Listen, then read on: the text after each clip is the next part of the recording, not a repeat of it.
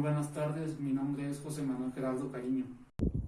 Buenas tardes, mi nombre es Rosa María Márquez Villalejo. Hola, buenas tardes. Yo soy Andrés Murillo García. Somos estudiantes de la Universidad Pedagógica Nacional, UPN, en la subsede de Ciudad Constitución, Baja California Sur, y estamos cursando la licenciatura en Pedagogía en segundo semestre. Juntos realizamos este pequeño video informativo en el cual hablaremos de los expresidentes de México, sus procesos políticos y cómo es que influyeron en la educación, así como también se hablará de la economía del país. Sin más que decir, comencemos con el video. El 1 de mayo de 1917, Venustiano Carranza rindió protesta como presidente constitucional de los Estados Unidos mexicanos. Su gobierno se enfocó en pacificar el país, reorganizar la administración pública y hacer valer la Constitución de 1917. En 1920, Carranza buscó imponer como sucesor presidencial a Ignacio Bonillas, lo cual causó que diversos sectores del ejército y la sociedad se rebelaran contra su gobierno mediante el Plan de Agua Prieta. El levantamiento obligó al presidente a abandonar la Ciudad de México el 7 de mayo para intentar instalar su gobierno en Veracruz. El 21 de mayo de 1920, Venustiano Carranza fue asesinado en Tlaxcalatenango, Puebla. Álvaro Obregón fue presidente de México entre el 1 de diciembre de 1920 y el 30 de noviembre de 1924. El presidente Álvaro Obregón fue el estratega militar más sobresaliente de la Revolución Mexicana porque nunca perdió una batalla. Su figura sobresale por haber iniciado la reconstrucción del país y consolidado el poder del Estado Nacional por revolucionario. Su figura política y militar se acrecienta sobre todo por haber enfrentado exitosamente a los caudillos sublevados, desafió a la Iglesia Católica que deseaba mantener privilegios y no reconoció la Constitución política, creó la Secretaría de Educación Pública e impulsó el sistema educativo federal con un sólido apoyo a la cultura con sentido nacionalista.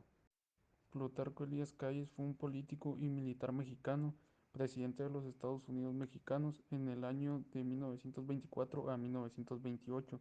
Fue figura clave en la historia de México en el apogeo de su carrera.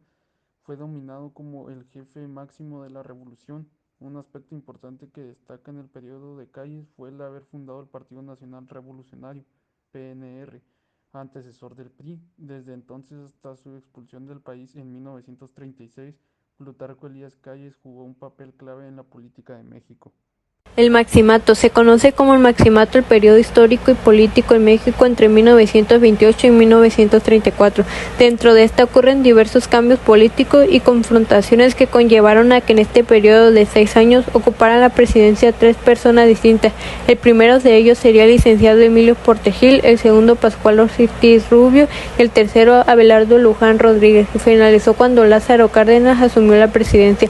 Su nombre se debe a la influencia política que ejerció Plutarco Elías Calles, un político y militar con el título informal de jefe máximo de la revolución. En este lapso político se creó un partido único de Estado, el Partido Nacional Revolucionario. Emilio Portes Gil. Este personaje tomó posesión como presidente de México el 30 de noviembre de 1928. Aceleró el reparto agrario y estableció escuelas agrícolas, promulgó la ley orgánica del Ministerio Público y el Código Penal y suprimió los jurados populares. Creó la Asociación Nacional de Protección a la Infancia, implantó el Servicio Industrial y de Protección Social, se inauguró el aeropuerto de la Ciudad de México. Unos días después de haber cumplido los 88 años, Portes Gil falleció en la Ciudad de México en 1978. Ha sido considerado el presidente mexicano que más tiempo tuvo de vida luego de terminar su cargo como presidente del país. Pascual Ortiz Rubio. Este personaje tomó posesión como presidente en febrero de 1930. Durante su mandato se promovió la segunda industrialización del país, se expidió una ley de créditos agrícolas para ejidatarios y pequeños agricultores. En el ámbito económico redujo los ingresos fiscales en un 34% y el Producto Interno Bruto un 21%. Se formó la Comisión Nacional de Turismo, se inauguró la carretera México-Nuevo Laredo, se promulgó la Ley Federal del Trabajo. La economía sufrió una contracción, lo que obligó al gobierno de Ortiz a devaluar la moneda. Además, el desempleo creció de manera notable. Pascual Ortiz Rubio era un hombre de carácter débil cuyas decisiones las tomaba Elías Calles. Ortiz Rubio terminaba renunciando a la presidencia el 2 de septiembre de 1932 y muere en la Ciudad de México el 4 de noviembre de 1963. Abelardo Luján Rodríguez, periodo presidencial del 4 de septiembre de 1932 al 30 de noviembre de 1934. El presidente Abelardo aprobó las reformas al artículo 3 de la Constitución para establecer la educación socialista, lo cual tensó nuevamente la relación Iglesia Católica-Estado. Durante su gobierno, los conflictos con la Iglesia Católica se agudizaron, porque Narciso Balzó, secretario de Educación Pública, implantó la educación sexual en los 2 últimos años de la primaria y en la secundaria. En su gestión creó la Universidad del Estado y dio impulso a la educación superior. Lázaro Cárdenas del Río, 1 de diciembre de 1934 al 30 de noviembre de 1940. Cárdenas intervino más que otros presidentes de la República en los asuntos educativos, amplió los recursos financieros y los apoyos destinados a la educación y asignó a los maestros y a las escuelas importantes funciones en la transformación de la sociedad mexicana. Creó escuelas en las haciendas y combatió el fanatismo religioso. Estableció una enseñanza pública, laica, gratuita y obligatoria. Creó el Instituto Politécnico Nacional, la Escuela Nacional de Educación Física, el Instituto Nacional de Antropología e Historia, el Museo Nacional de México y el Colegio de México. Manuel Ávila Camacho, 1 de diciembre de 1940 al 30 de noviembre de 1946. Uno de sus principales aportes no tangibles fue la eliminación de la educación socialista en el país y la creación del Sindicato Nacional de Trabajadores de la Educación. Creó el Instituto de Capacitación para Maestros en Servicio, se realizó una intensa campaña de alfabetización.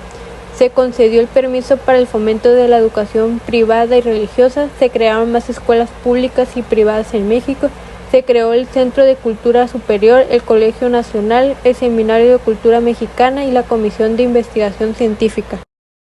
Se conoce como milagro mexicano o como desarrollo estabilizador a un modelo económico empleado en México entre 1954 y 1970. Aspiró a lograr una estabilidad económica que permitiera un desarrollo sostenible y continuado. Se llevó a cabo durante los presidentes de Adolfo Ruiz Cortines, Adolfo López Mateos y Gustavo Díaz Ordaz. La filosofía económica del milagro mexicano consistió en la eliminación de topes económicos como la inflación y devaluaciones. Así, los 18 años del desarrollo estabilizador se caracterizaron por un crecimiento económico sostenido de 6.6% anual con una inflación de 2.2%.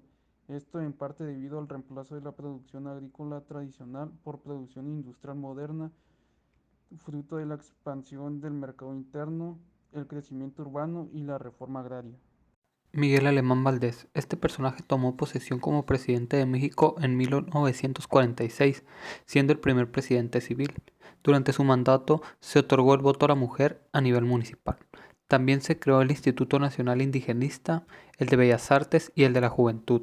Se creó la Ciudad Universitaria, el Auditorio Nacional, el Aeropuerto Internacional de la Ciudad de México. También se fortaleció la Comisión Federal de Electricidad y modernizó los ferrocarriles nacionales.